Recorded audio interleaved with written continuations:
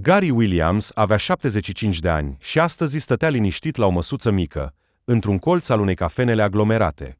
Gary era modest îmbrăcat într-un sacou purtat, dar curat, iar mâinile lui se odihneau pe o ceașcă de cafea pe care o comandase pentru a-și petrece timpul. În cafenea era o atmosferă animată. Localnicii, ca de obicei, vorbeau la masă și se bucurau de zi. Gary arunca din când în când o privire spre ușă, așteptându-și cu răbdare fiul, care întârziase. Nu bănuia că neplăcerile și umilințele îl vor însoți pe parcursul zilei. Ușa cafenelei s-a deschis, iar înăuntru au intrat doi polițiști, ofițerul George și ofițerul Gilbert. Când au intrat, strălucind cu insigna, au scanat sala în căutarea unei mese libere. Privirile lor s-au oprit rapid asupra lui Gary, care încă stătea singur în colț. George s-a aplecat mai aproape de Gilbert și a șoptit ceva cu un zâmbet, iar ambii ofițeri au râs. Pentru ei, Gary părea nepotrivit. Cafeneaua se afla într-o zonă unde locuiau în principal oameni bogați, iar ei nu vedeau adesea pe cineva ca Gary, mai ales un bătrân, așa că au decis să intervină. Ofițerul George a preluat inițiativa și l-a întrebat brusc pe Gary ce face acolo. Nu a fost niciun salut, nici o politețe, doar o cerere brutală și nejustificată de explicații. Gary s-a desprins de cafeaua sa și a răspuns calm că așteaptă pe cineva. Vocea lui suna liniștită, iar disconfortul pe care îl simțea sub privirile lor insistent nu era vizibil. Gilbert a intervenit cu ironie în conversație și i-a spus lui Gary că este neobișnuit să vezi un bătrân sărăcăcios încercând să se integreze în societatea bogată. Spunând asta, a râs, ca și cum ar fi fost o glumă. Gary nu a reacționat la ironie. În schimb, și-a păstrat calmul și a explicat din nou că aștepta doar pe fiul său. Dar calmul său părea să-i enerveze și mai mult pe polițiști. George nu era deloc mulțumit de răspunsul lui Gary. S-a aplecat mai aproape și a cerut să-i arate actul de identitate. Nu era o cerere, ci o cerință. Gary s-a conformat și a început să caute în buzunar. A scos actul său de veteran și l-a întins. Îl purta cu el de mulți ani, iar acesta era simbolul serviciului său și al sacrificiilor pe care le-a făcut pentru țara sa. Dar când George a privit cardul, a zâmbit disprețuitor și a strigat că este probabil o falsificare. George a returnat cardul cu un gest ușor al mâinii, deoarece evident nu-l interesa onoarea pe care o reprezenta. Gilbert a fost de acord cu el și a comentat că este greu de crezut că un om ca Gary ar putea avea un act de veteran, afirmând că în vremurile lui Gary, astfel de oameni doar spălau vasele sau făceau muncă fizică. Aceste cuvinte au fost o încercare evidentă de a diminua realizările lui Gary și de a-l reduce la un stereotip. George a râs și a dat din cap în semn de aprobat. Între timp, alți clienți au început să observe ce se întâmplă. Unii se uitau curioși, în timp ce alții ascultau cu îngrijorare, dar nimeni nu spunea nimic. Vorbăria animată din cafenea s-a stins, iar atmosfera a devenit foarte tensionată. Dar nimeni nu intervenea. Cu toate acestea, în ciuda umilinței la care era supus, Gary rămânea calm. În viața sa, se confruntase cu mult mai rău și nu avea de gând să permită acestor tineri să-i zdrobească spiritul. Dar polițiștii nu erau încă terminați. George i-a spus lui Gary că dacă nu părăsește cafeneaua, îl vor lua cu forța. Arătau ca și cum nu glumeau și erau pregătiți să-și susțină cuvintele cu promisiunea de a folosi forța. Gary a încercat din nou să explice că așteaptă pe fiul său, dar George l-a întrerupt brusc. Nu voia să audă asta. Pentru el, Gary era doar un deranj, care nu avea ce căuta acolo. Confruntarea a atins punctul de fierbăie. Ofițerii stăteau deasupra lui Gary, așteptând ca acesta să plece liniștit sau să le ofere un motiv să-l scoată afară. Dar Gary nu s-a mișcat. Se uita la ofițeri cu o privire fermă, având mâinile liniștite pe masă. Ceilalți clienți priveau în tăcere, așteptând să vadă ce se va întâmpla. Gary înțelegea că era umilit doar din cauza hainelor sale simple. Dar înțelegea, de asemenea, că o reacție furioasă le-ar oferi ofițerilor exact ceea ce își doreau. Așa că a tăcut, sperând că fiul său va ajunge în curând și va pune capăt acestei situații. Pe măsură ce secunde treceau, ofițerii își pierdeau răbdarea. Erau obișnuiți cu faptul că autoritatea lor nu era contestată, iar calmul și demnitatea lui Gary îi scoteau din sărite. George s-a plecat din nou spre Gary și i-a spus că are o ultimă șansă să părăsească cafeneaua de bunăvoie. Gary nu a răspuns imediat. A făcut doar o înghițitură de cafea, iar când în sfârșit a vorbit, le-a spus polițiștilor că nu le creează probleme. Era doar un om care aștepta pe fiul său. Avea tot dreptul să fie acolo, la fel ca orice alt client al cafenelei. George nu se aștepta la o astfel de reacție, iar din această cauză a fost surprins pentru o clipă. Ceilalți clienți ai cafenelei tăceau, prea speriați sau prea indiferenți pentru a interveni, dar nu se putea nega tensiunea care cuprinsese localul. Gary înțelegea că situația scapă de sub control, dar înțelegea, de asemenea, că nu putea ceda după tot ce a îndurat în viața sa.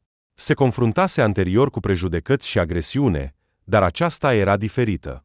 Sperase că serviciul său pentru țară îi va aduce un anumit respect. Dar, se părea, pentru acești tineri ofițeri, povestea lui nu conta. Așa că a continuat să stea cu o expresie calmă și demnă, chiar și atunci când ofițerii se aplecau deasupra lui, așteptând cel mai mic motiv pentru a acționa. Dintr-o dată, ofițerul George a întins mâna și a împins scaunul de lângă Gary, răsturnându-le cu zgomot. Zgomotul a speriat pe toată lumea din cafenea, iar toate privirile s-au îndreptat spre ceea ce se întâmpla. Bătrânul veteran a fost nevoit să se ridice, dar a rămas calm. George s-a apropiat mai aproape și, fără să avertizeze, a început să-l percheziționeze pe Gary. Deși a murmurat că trebuie să se asigure că bătrânul nu ascunde nimic, tonul său sugera că se aștepta să descopere ceva suspect. Gary și-a ridicat ușor mâinile, dar nu ca un semn de capitulare, ci ca un semn de supunere. La urma urmei, erau polițiști. Se mai confruntase cu astfel de situații, când o atitudine calmă era adesea singurul lucru care salva situația de la un rezultat fatal. Cu toate acestea, era greu să ignore furia care fierbea în el. Gary fusese soldat, un om care văzuse mai multe bătălii și supraviețuise mai mult decât acești tineri ofițeri ar putea imagina. Și totuși, în propria sa țară, era tratat ca un criminal. Între timp, ofițerul Gilbert a luat de pe masă pălăria de veteran a lui Gary. Era o pălărie simplă, care se uzase și se decolorase de-a lungul timpului. Dar pentru Gary, era un simbol al mândriei. Gilbert s-a uitat la ea cu dispreț și apoi a aruncat-o pe jos, ca pe un gunoi. Pentru prima dată, pe fața lui Gary s-a reflectat furia, dar nu a spus nimic. Era hotărât să nu le ofere plăcerea de a-l vedea pierzându-și calmul.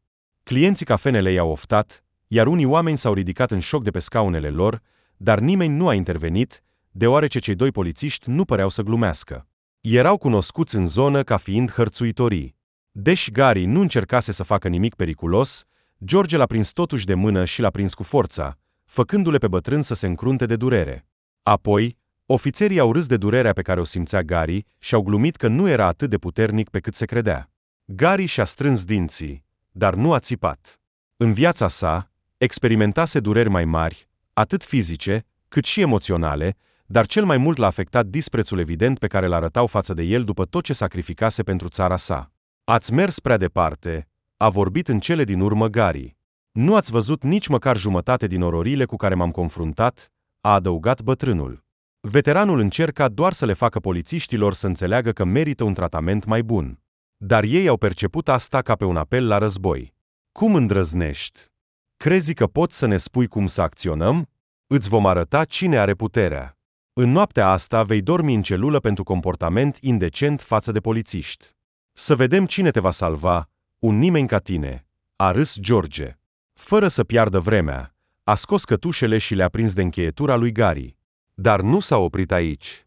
Gilbert a luat bastonul bătrânului și a început să-l examineze. Era un baston vechi și solid, pe care Gary se sprijinise mulți ani. Fără să se gândească, Gilbert a făcut ceva neașteptat. L-a rupt în două pe genunchi și a aruncat bucățile deoparte. S-a întors spre Gary și i-a spus că nu mai are nevoie de el, deoarece în curând va ajunge în celula de închisoare. Polițiștii au început să-l tragă pe veteran spre ușă, dar înainte să apuce să plece, Gary a reușit să vorbească. A indicat cu bărbia spre cardul mic care încă zăcea pe masă. Comportamentul bătrânului îl irita pe George, dar era curios. A apucat cardul, complet convins că va fi ceva banal. Dar când a privit cardul, fața lui s-a făcut palidă. Pe card era scris cu litere mari numele comisarului Williams. Realizarea acestui lucru l-a lovit pe George ca un pumn în stomac. Omul pe care îl urmăreau, pe care îl umileau și îl supuneau la violență fizică, era tatăl șefului lor, comisarul de poliție. Tot aerul de superioritate a dispărut de pe fața lui George când a realizat gravitatea acțiunilor sale. Nu era doar o greșeală. Era o gafă care i-ar putea pune capăt carierei. A eliberat bătrânul și a început să murmure scuze. A încercat să explice că nu știau cine era Gary, ca și cum asta ar justifica comportamentul lor. Dar Gary nu a răspuns. A stat pur și simplu, așteptând să vadă ce se va întâmpla. Ofițerul Gilbert părea, de asemenea, vizibil șocat. Încrederea imensă care le alimenta acțiunile dispăruse, iar în locul ei a venit rece realitatea consecințelor cu care urmau să se confrunte. Ceilalți clienți, care mai devreme fuseseră prea speriați pentru a interveni, acum urmăreau cu ușurare și anticipare. Unii au scos chiar telefoanele pentru a înregistra ceea ce se întâmpla, simțind că acest moment nu se va termina bine pentru polițiști. Dar Gary rămânea calm. Știa că ofițerii își vor aminti această zi toată viața. Apoi, ușa cafenelei s-a deschis, iar comisarul Robert Williams a intrat. Era un bărbat înalt, cu o postură autoritară, care imediat atrăgea atenția. De îndată ce a intrat, totul în cafenea părea să tragă aer în piept. Comisarul Williams a scanat rapid încăperea pentru a evalua situația. L-a văzut pe tatăl său, Gary, care stătea liniștit la masă, în timp ce cei doi ofițeri stăteau stânjeniți lângă el. Fără să ente o clipă, comisarul s-a îndreptat spre masa lui. La început, s-a întors spre tatăl său, iar inima lui s-a rupt când a văzut. A observat petele de pe hainele lui Gary, bastonul rupt pe podea și cătușele care încă îi strângeau încheieturile. Cu toate acestea, bătrânul privea cu mândrie doar spre fiul său. Expresia feței lui rămăsese calmă și neclintită. Apoi, comisarul s-a întors spre cei doi ofițeri. Nu și-a ridicat vocea, ci i-a întrebat pur și simplu ce cred ei că fac. George și Gilbert, care până atunci erau plini de încredere, acum bâlbâiau, iar fețele lor erau palide. Încercau să explice, dar cuvintele lor erau confuze. Au spus că nu știau cine era Gary și că nu bănuiau că era tatăl comisarului. Scuzele lor erau slabe și pline de justificări, dar comisarul Williams nu era interesat de acestea. S-a uitat aspru la cei doi ofițeri și le-a spus că nu contează cine este tatăl.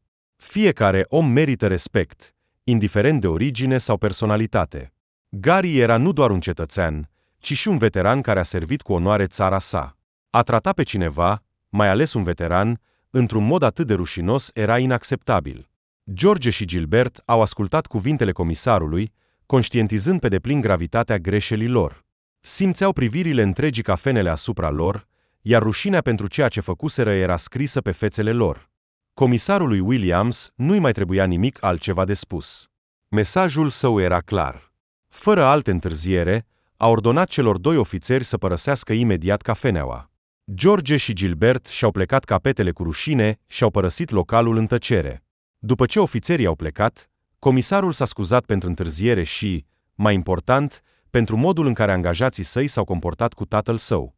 Știa că nicio scuză nu va putea repara răul cauzat, dar voia ca tatăl său să știe că va face tot ce îi stă în putință pentru a îndrepta lucrurile.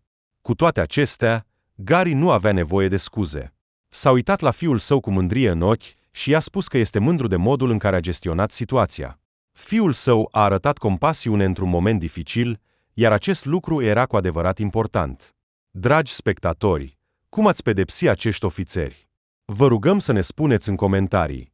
Și dacă v-a plăcut acest videoclip, dați un like și abonați-vă la canalul nostru. La revedere!